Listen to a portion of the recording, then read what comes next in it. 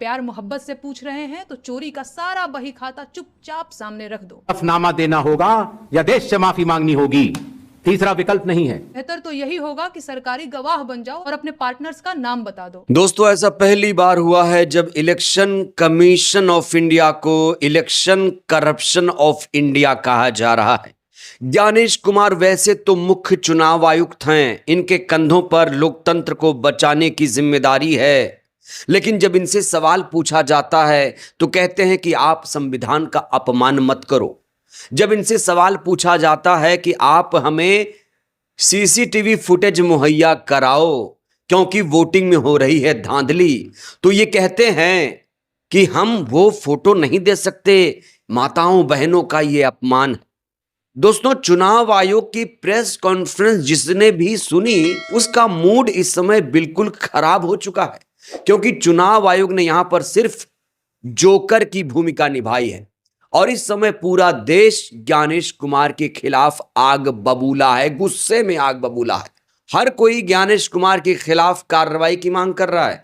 लोग कह रहे हैं कि ज्ञानेश कुमार के खिलाफ अब महाभियोग प्रस्ताव लाना चाहिए।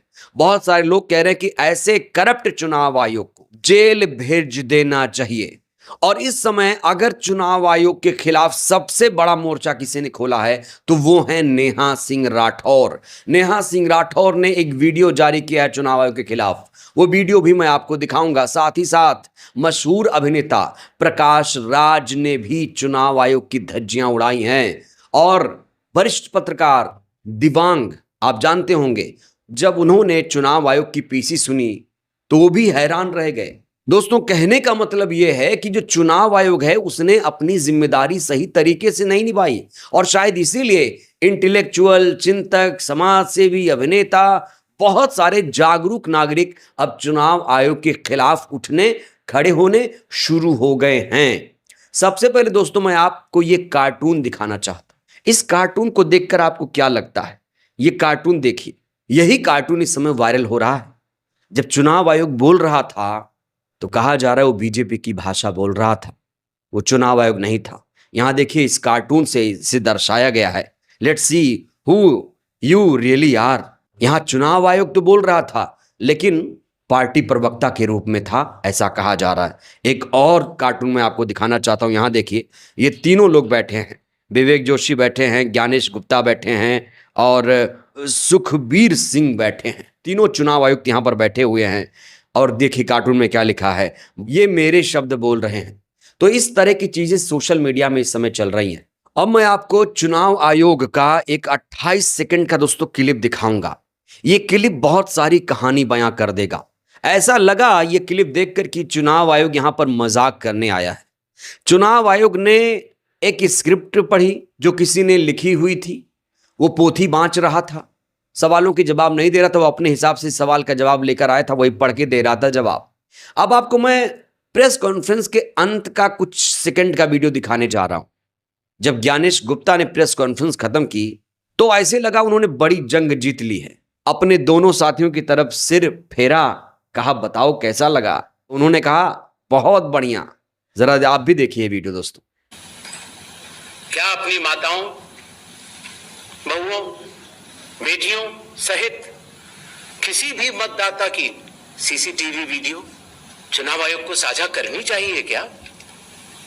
तो ये क्लिप आज बहुत ज्यादा वायरल हो रही है, बहुत ज्यादा इसे शेयर किया जा रहा है। लोग कह रहे हैं कि ज्ञानेश कुमार ने बेशर्मी की सारी हदें पार कर दी। और सीसीटीवी फुटेज को लेकर जानते हैं इन्होंने क्या बयान दिया है। इन्होंने कहा है कि क्या हमें किसी मां, बहू, बेटी के सीसीटीवी वीडियो शेयर करने चाहिए? जी हां ज्ञानेश कुमार जी, शेयर करने चाहिए, क्योंकि वो कोई चेंजिंग रूम नहीं है, वो बाथरूम नहीं है, वहां पर वोट डाला जा रहा है। और रिकॉर्डिंग इसीलिए हो रही है कि कोई देख सके जब कोई गलती हो। रिकॉर्डिंग आपके लिए वहां पर नहीं हो रही है। जरा देखिए इनका बेशर्मी भरा ये बयान। चट्टान की तरह खड़ा था, खड़ा है और खड़ा रहेगा। जय हिंद, जय भारत।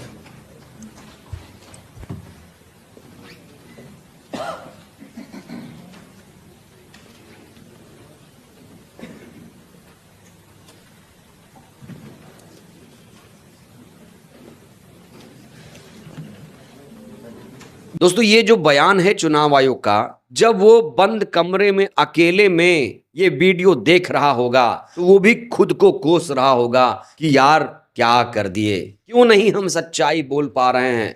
अंतर आत्मा आखिर चुनाव आयोग की कब जागेगी, ये बड़ा सवाल है। एक और हास्यास्पद बयान दोस्तों मैं आपके सामने रखना चाहता हूं। जिनके पास घर नहीं होता उनका हाउस नंबर 0 होता है। बताइए ये कोई लॉजिक है? ये बयान दोस्तों जानते क्यों आया? बिहार में SIR हो रहा था और बहुत सारे वोटर लिस्ट में ये त्रुटियां सामने आई हैं कि मतदाताओं के हाउस नंबर 0 पाए गए। तो ये कह रहे हैं कि हाउस नंबर 0 उनका होता है जिनके पास घर नहीं होता है। तो 65 लाख लोग कौन थे? उनके पास तो घर भी था, तो उन्हें घुसपैठिया क्यों बताया जा रहा है? मतलब हाउस नंबर 0 वाले सही और जिसका घर है, मकान है, वो गलत हो जाएगा। इसीलिए चुनाव आयोग के खिलाफ लोग भड़के हुए हैं और मैं आपको अब वरिष्ठ पत्रकार दिबांग जी का वो वीडियो दिखाने जा रहा हूं। उनकी टिप्पणी दोस्तों बहुत मायने रखती है। हम तो यहां कुछ भी बोल सकते हैं, लेकिन वरिष्ठ पत्रकार जिनका अनुभव 30-35 सालों का अनुभव है, जब उन्होंने चुनाव आयोग का प्रेस कॉन्फ्रेंस सुना तो वो क्या रिएक्शन दे रहे हैं दोस्तों, ये सुनना बहुत जरूरी है।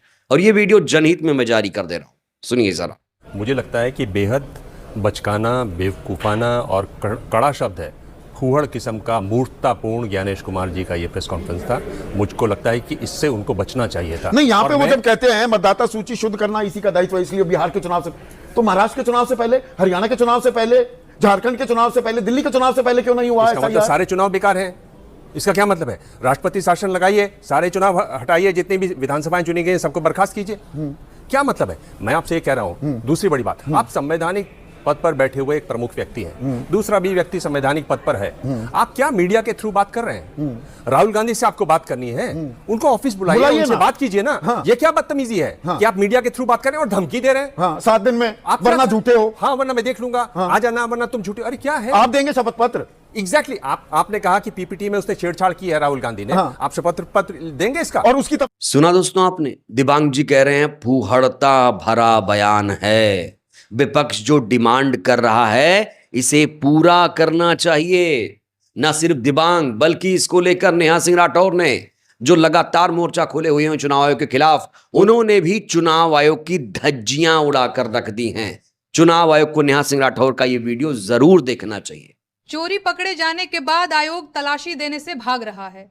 ऊट पटांग बहाने बना रहा है कि माताओं बहनों के मतदान का वीडियो नहीं देखना दिखाना चाहिए। क्या माताओं बहनों का वोट डालना अश्लील काम है? अगर अश्लील काम है तो चुनाव आयोग खुद महिलाओं को वोटिंग के लिए क्यों प्रोत्साहित करता है? मैं बार बार कह रही हूं कि अपनी गलती मान लो। माना कि आयोग हो पर इंसानी कमजोरियों से मजबूर दिख रहे हो। किसी के दबाव में चोरी करनी ही पड़ गई तो स्वीकार कर लो। इस देश की जनता का कलेजा बहुत बड़ा है। अच्छे अच्छे लुटेरों को 10-11 साल तक हंसते हुए झेल लेती है, तुम्हें भी माफ कर देगी। लेकिन इस देश की जनता को मूर्ख समझना बंद कर दो, क्योंकि जब ये खुद तलाशी लेने पर आती है तो बात सवाल जवाब से आगे बढ़ जाती है, और वो होता है जिससे हर कोई बचना चाहता है। ऐसे में अभी लोग सवाल जवाब कर रहे हैं, प्यार मोहब्बत से पूछ रहे हैं, तो चोरी का सारा बही खाता चुपचाप सामने रख दो और हाथ जोड़ लो। उन्हें तलाशी लेने पर मजबूर मत करो, और बेहतर तो यही होगा कि सरकारी गवाह बन जाओ और अपने पार्टनर्स का नाम बता दो। बाकी जैसा ठीक लगे। बांग्लादेश वालों का हसरत तो पता है ना। तो देखा दोस्तों आपने कि किस तरीके से लोगों में गुस्सा है चुनाव आयोग के खिलाफ। चुनाव आयोग ये तपिश महसूस कर पा रहा है। नेहा सिंह राठौर ने सिलसिलेवार तरीके से कई सारा बयान दिया है। उन्होंने कहा कि वोट चोरी के मामले में चुनाव आयोग को सरकारी गवाह बनकर देश का साथ देना चाहिए। माताओं बहनों और बहुओं के पीछे मत छुपो, अभी भी वक्त है, सरकारी गवाह बन जाओ। अभी भी वक्त है, सरकारी गवाह बन जाओ। मतलब कि जो कुछ भी फर्जीवाड़ा किया है, धांधली किया है, जो सरकार मजबूरी में इनसे करा रही है, अगर ये बताएंगे तो ये बच जाएंगे, नहीं तो इनका जेल जाना तय है। ऐसी चेतावनी यहां पर लगातार दी जा रही है। नेहा सिंह राठौर का एक ट्वीट और आपके सामने रखना चाहता हूं। इन्होंने लिखा है कि चोरी पकड़े जाने के बाद चुनाव आयोग तलाशी देने से भाग रहा है। क्या माताओं बहनों का वोट डालना अश्लील काम है? माताओं बहनों के मतदान का वीडियो देने में आखिर समस्या क्या है? बहुत ही वैलिड सवाल पूछा है इन्होंने, बहुत ही वैलिड सवाल नेहा सिंह राठौर ने पूछा है। और इन सब के बीच मशहूर अभिनेता प्रकाश राज जी ने चुनाव आयोग की धज्जियां उड़ाई हैं। ऐसा लगता है कि प्रकाश राज जी का भी प्रेस कॉन्फ्रेंस सुनकर, चुनाव आयोग का पीसी सुनकर उनका मूड बहुत ज्यादा ऑफ हो गया है। सबका मूड ऑफ हो गया है दोस्तों। सवालों का जवाब नहीं मिला, नहीं मिल रहा है सवालों का जवाब।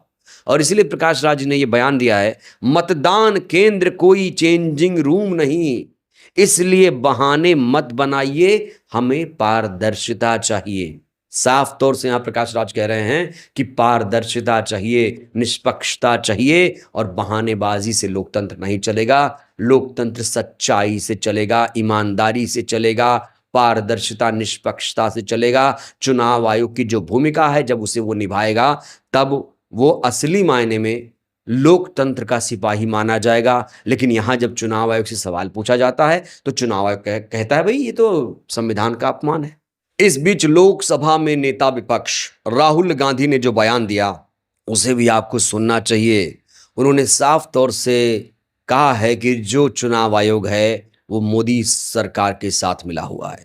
उन्होंने कहा है कि मोदी सरकार ने मुख्य चुनाव आयुक्त चुनने और 45 दिनों में सीसीटीवी हटाने के नियम क्यों बदले?